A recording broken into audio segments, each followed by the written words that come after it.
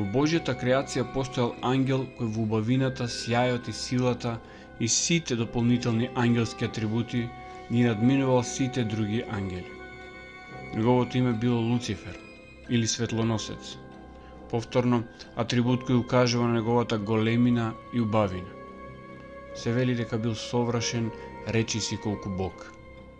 Во еден момент од вечноста, Луцифер се возгордел, посакал да биде како Бог, односно да го завземе неговиот престол. И како во добар средновековен роман, одметнува 1/3 од небесните ангели и започнува војна. На другата страна е секако водачот на Божјата војска Михаел. Гледај случај, на повеќето религиозни представи е насликан во облека на римски центурион. Војната завршува со пораз на Луцифер и неговите ангели, кои се прогонети од небесата